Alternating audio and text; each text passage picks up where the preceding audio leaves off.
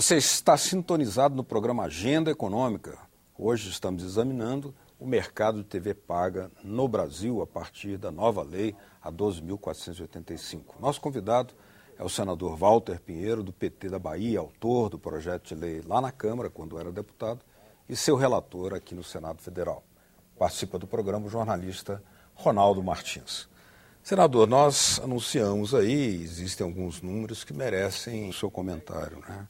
Em 2010, os lucros remetidos pelas empresas de TV paga ao exterior chegaram a 857 milhões. Em 2011, as remessas dos canais atingiram a soma de 1 bilhão e 85 milhões. Já em 2012, as remessas de lucro dos canais estrangeiros ao exterior somaram 1,3 bilhão. Informações da Agência Nacional de Cinema Ancine. Como o senhor comentaria essa remessa crescente de lucros das empresas de TV por assinatura para o exterior, lembrando que os maiores canais de TV paga no Brasil são exatamente a NET, uma característica muito particular, controlada pela Telmex e a AT&T, a Sky, do grupo norte-americano DirecTV. Como é que o senhor vê isso? Vamos fazer uma continha aqui. Eu sei que os números, você pega de 200 para 1.200, nós estamos falando em 6 vezes. Né? Então, se você imaginar isso, é um pouco do que foi o volume de recursos que o setor movimentou com essa abertura, digamos assim, e com essa expansão do número de clientes ou de consumidores de TV por assinatura. Né? O caso da NET, por exemplo, é um caso, eu diria até, à parte, porque até ontem ele era, inclusive, um braço de um dos grandes da radiodifusão brasileira. Depois, numa transação comercial, terminou-se fazendo aí chegar na mão de um operador, que na realidade é também um operador de telecomunicações. Tá? Então, essa foi uma das questões aí que até, à parte a lei, nós tentamos discutir isso no CAD, na própria Anatel, para ver até que ponto não ocorreria aí uma espécie de concorrência desleal nesse setor. Então, o aumento... Em que deu esse processo? A própria agência e o CAD terminou se posicionando, avaliando que não havia nenhum tipo de problema, e que também, de certa forma, como nós temos regra na utilização da infraestrutura, isso não criaria nenhum ambiente de impedimento à competitividade. O que nós estamos tendo agora é um outro debate que nós estamos fazendo, inclusive aí sim, na Anatel, que é o negócio do compartilhamento de infraestrutura. Deixa eu só dar um exemplo de brincadeira aqui para você entender bem isso. Tá? Que às vezes tem contornos técnicos que as pessoas não entendem. Mas toda vez que você pega um cabo daquele de TV por assinatura e passa num poste, o dono do poste recebe alguma coisa. Eu cheguei até a escrever um artigo ali em 2002, por aí assim, que eu escrevi assim, o poste, o novo sócio. Eu não tinha nem a lei de TV por assinatura ainda aprovada, eu escrevi um artigo que dizia isso. E quem era o dono do poste começou a dizer, opa, se eu cobrar R$10 por cada poste, eu tenho milhões de postes aqui, eu vou faturar horrores aqui, só deixando passar o cabo de energia, o cabo de TV por assinatura, o cabo de telefone, enfim. Tá?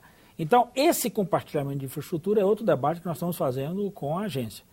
Eu, por exemplo, defendo a aplicação rígida da lei, que nós chamamos de Lei Geral de Telecomunicações, que trata exatamente no seu artigo 81 desse tema. Eu até sei de cor e salteado, porque foi um dos artigos que eu mais me arranhei aí na Câmara em 1997 na aprovação dessa lei. A essa lei eu fiz 200 emendas. Disputei até não aguentar mais, nem eu aguentava mais me ouvir no plenário na época. Então, assim, mas perdi todas até, tomei pau em todas elas. O líder do governo era Luiz Eduardo Magalhães, me derrotou em tudo. Não ganhei um artigo, eu fiz 200. Das minhas 200 emendas foram tudo pro saco. Mas nesse artigo a gente conseguiu ali, numa disputa aqui, acolá e tal, uma interpretação que é o que eu estou cobrando da agência hoje para aplicar. Você obrigar o compartilhamento de infraestrutura, ou seja, você deixar passar pela torre, pelo poste, você não pode coibir, é isso que diz o artigo. Não pode. Então, portanto, nesse aspecto, é o aspecto que eu acho que a gente tem que ainda discutir muito com a agência para você regular essa banda. Do ponto de vista da arrecadação, Eu acho que a gente também só tende a ganhar. Obviamente que você vai aumentar o faturamento das empresas, eles vão passar a vender mais no Brasil. Mas em compensação, quando a gente entrar aqui com operadoras locais, com produtoras locais, com produtor independente, a tendência natural é que uma parcela desse bolo você vá deixando aqui em nosso solo. E aí tem mais outra coisa. Quando eu falei, Ronaldo, no bloco passado, que eu disse, as empresas precisam se instalar aqui. Então, essas empresas vão precisar ter também CNPJ nacional. Então, parte disso aqui nós vamos faturar na nossa estrutura de cobrança de impostos. Então, nós também vamos ganhar. Ele pode até continuar tendo a possibilidade de remeter, mas uma parte do que ele remete, uma vez instalado aqui, eles vão ter que deixar em cada local, ou seja, nos cofres públicos, enquanto serviços, enquanto impostos, e a outra parte eles vão ter que deixar 100% na mão das produtoras que obrigatoriamente terão que ser nacionais. Na antiga lei do cabo, senador, o limite era 49% para a participação estrangeira, né? Agora elas podem vir com 100%. Quer dizer, houve uma abertura desse mercado, que era um dos mercados mais fechados da economia brasileira. Na lei do cabo. Um dos poucos, um dos últimos a ser rompido, né? Há o risco da desnacionalização do conteúdo? O senhor já tocou nisso aí, mas há um risco de uma presença internacional muito grande? Pelo contrário. Nós estamos criando um ambiente que você mantém a exigência, e nós vamos ter que ir migrando paulatinamente para essa questão da produção, mas, por outro lado, eu vou ter uma coisa que eu não tinha antes, que é exatamente a produção de conteúdo nacional. Eu não estou proibindo a entrada de conteúdo estrangeiro. Então, acho que esse é o grande ganho que a gente tem. Então, não há risco da gente aumentar a desnacionalização. O que há, na realidade, é um caminho para a gente aumentar sobremaneira a questão da produção cultural no Brasil. Ou seja, a nacionalização desse conteúdo. Eu quero também deixar claro, não estamos dizendo que nós vamos caminhar para 100% de conteúdo nacional, até porque não é possível, não é correto. Isso seria uma grande mentira, nós não vamos chegar a isso. Eu não tenho capacidade hoje de achar que eu posso pegar numa rede dessas, eu tenho que ter 100% de conteúdo nacional. Eu não tenho capacidade de produção para isso. Mas eu tenho, por exemplo, capacidade de produção de ocupar mais de 3 horas e 30. Volto a lhe dizer, ou seja, hoje no Brasil, você tem um grupo, por exemplo, que tem não só uma excelência, que vende inclusive, o que eles produzem para fora, e hoje eles incidem quase 70% da produção cultural no Brasil. Agora eu vou colocar um problema aqui para a sua análise. Um país de audiovisual muito mais desenvolvido, do ponto de vista capitalista, porque é uma economia capitalista desenvolvida, que é a da França, ela não se dá ao luxo de abrir mão de instrumentos de defesa do seu mercado audiovisual.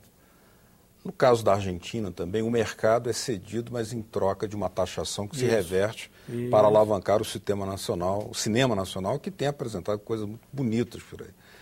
No caso brasileiro, 3 horas e meia, muito pequeno, o senhor falou já nisso várias vezes, mas a gente não vê ainda um processo de alavancagem para que haja uma explosão maior.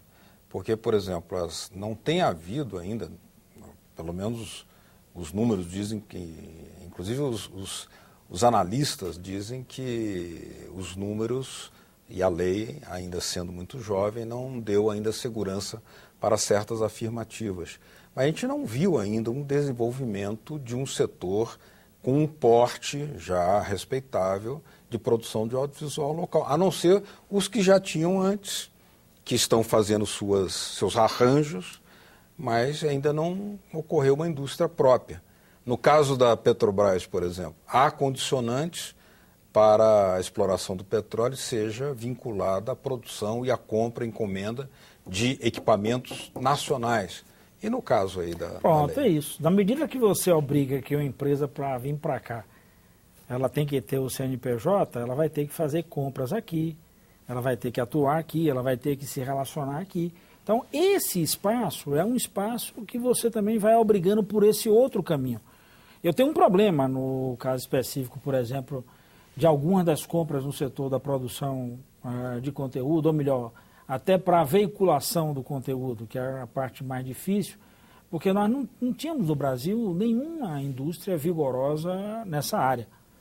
A produção de equipamentos para a indústria cinematográfica foi uma coisa que ficou muito atrasada no Brasil. Como a gente não tinha mercado para isso, essa indústria não veio para cá.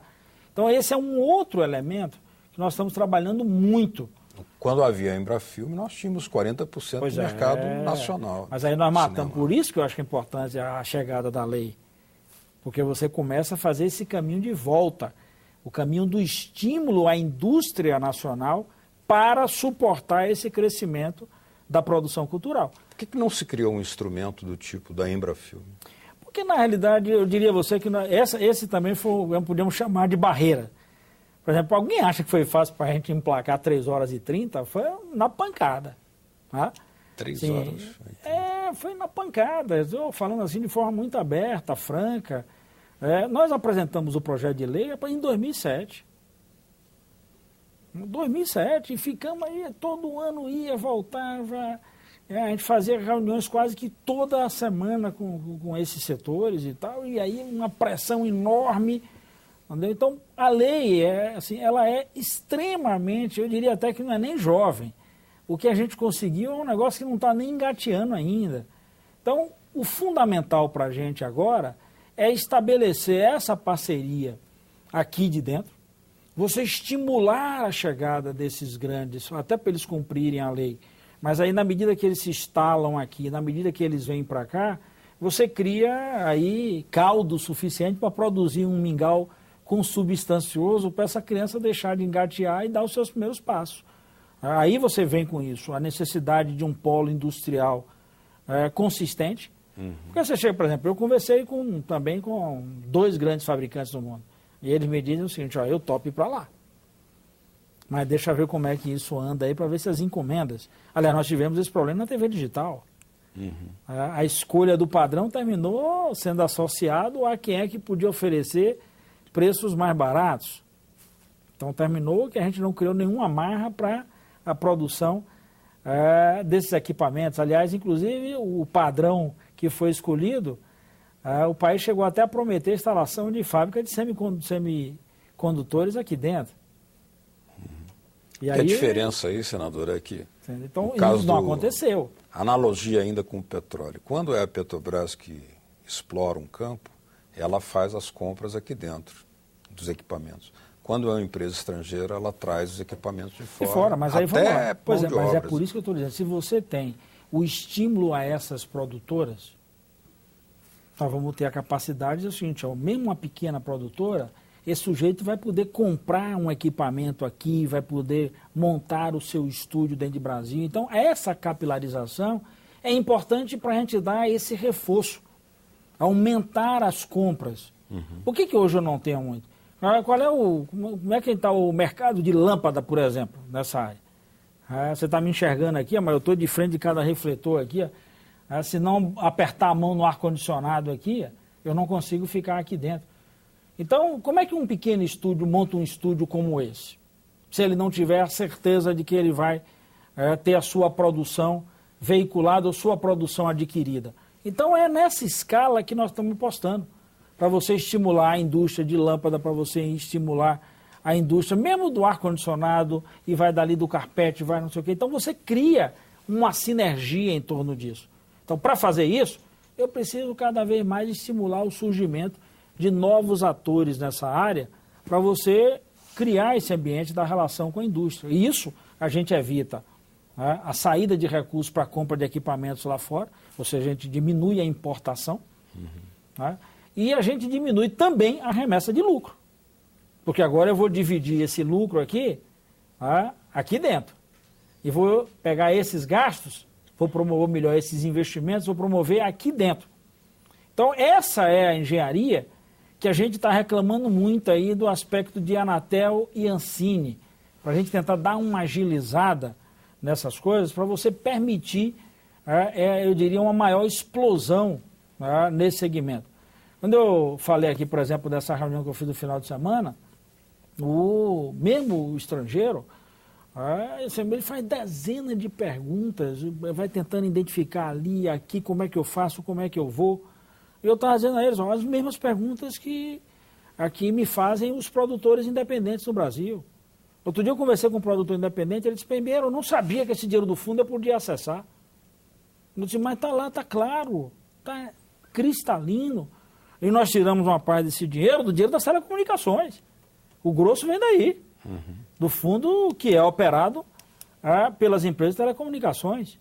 Então, essa forma de você também criar esse ambiente para imaginar o sistema como um todo, é que vai nos permitir a gente enfrentar esse problema da desnacionalização, para enfrentar esse problema, inclusive, das compras, o problema da remessa e, principalmente, você criar um setor que vai nascer com uma capacidade de mobilização na economia razoável.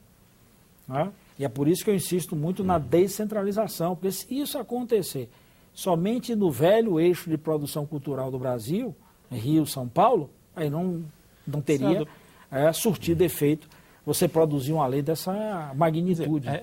Por tudo que o senhor fala, a gente vê que a lei veio para aumentar a concorrência, né, em linhas gerais. Mas eu queria que o senhor comentasse um aspecto. A lei impede que as TVs comunitárias, TVs universitárias acessem a publicidade. Por outro lado, não prevê mecanismo de sustentabilidade para essas TVs. E esse segmento? Como é que o senhor vê ele nesse contexto da lei? Essa é uma outra área que também nós estamos trabalhando em outras coisas. Eu até já relatei projeto aqui permitindo nas rádios comunitárias. Há um projeto de TV comunitária também se arrastando lá na Câmara dos Deputados e que não consegue andar. Essa coisa do acesso à publicidade, a forma, inclusive, de entrar com financiamento. Tá? Então, onde é que a gente enxergou também um caminho para trilhar dessa maneira? Bom, se eu tenho uma possibilidade de utilização do fundo para a produção, esse fundo vai me permitir, por exemplo, eu captar recursos, produzir o meu material e veicular numa rede comunitária. E, portanto, eu vou viabilizar chegar às telas aí de uma estrutura comunitária sem necessariamente precisar do anunciante. Ou seja, o fundo, o recurso público, já estimula essa parte. Então, essa foi uma das coisas que nós discutimos muito com o governo. Na época, mas, como eu não vou conseguir abrir aqui a publicidade, então eu tenho que manter a estrutura pública financiando para que nessas redes eu chegue com a produção cultural. O senhor sabe que as TVs comunitárias ingressaram com um ADIM no Supremo, Isso, né? pedindo isonomia, porque todos têm acesso à publicidade, menos as TVs comunitárias e universitárias. Essa é uma parte que eu acho que aí vai ser importante o Judiciário nos dar uma ajuda. Portanto, se estender isso, ótimo, porque a gente vai quebrar que é um ramo da economia solidária, né, que tem perspectiva de desenvolvimento. A justificativa que alguns do Judiciário têm colocado para a gente é assim, mas se ela é comunitária, não pode ter enquanto renda, enquanto ganho, enquanto lucro. E aí foi por isso que a gente incluiu o negócio o recurso do fundo, que eu disse, tá bom, então precisam pelo menos ter recurso do fundo produzido do que é produzido para veicular. Então você pode estabelecer limitações, foi o que nós tentamos fazer na época. Quer dizer, você tem direito a obter a publicidade, desde que inclusive não ultrapasse esse limite de custos, e o custo aí compreende não só o custo de veiculação e tal, mas o custo de produção, salários, etc. e tal. Então foi uma coisa que nós tentamos fazer, na época perdemos, mas eu acho que aí o próprio Judiciário pode ajudar nisso e estabelecer o que ele chama lá, dizer, mas se eu criar um ambiente de que é comunitário, e ao mesmo tempo permito que esse comunitário ganhe como uma atividade econômica que é explorada com todos os riscos, aí eu estou criando anomalias. Então, bora botar as amarras, foi o que a gente propôs. Você bota os condicionantes. Você só pode acessar um financiamento que seja exatamente condizente com a sua necessidade de custeio. Então, portanto, eu não estou entrando na remuneração desse capital ou no ganho desse capital aplicado, para ser distribuído, compartilhado, ou até para ser remetido, como no caso da iniciativa privada. Não é finalidade de lucro, né? Exatamente. Senador, estamos chegando ao final aqui do nosso programa. Nós queríamos agradecer a vocês de casa, primeiramente, que nos acompanharam aqui com a sua audiência, e dizer que as suas impressões, suas dúvidas, suas críticas, suas propostas são muito bem-vindas, elas podem ser enviadas para nós, para a nossa produção, nesse endereço que está aí na sua telinha, tem a forma de fazê-lo, que é o www.radiocultura.com.br. senado.leg.br/TV. Aí também você pode baixar este ou outros programas aqui da TV Senado. Obrigado mesmo pela sua audiência, obrigado, senador Walter Pinheiro, do PT da Bahia, e muito obrigado também ao meu colega, o jornalista Ronaldo Martins. Até o próximo Agenda Econômica. Tchau.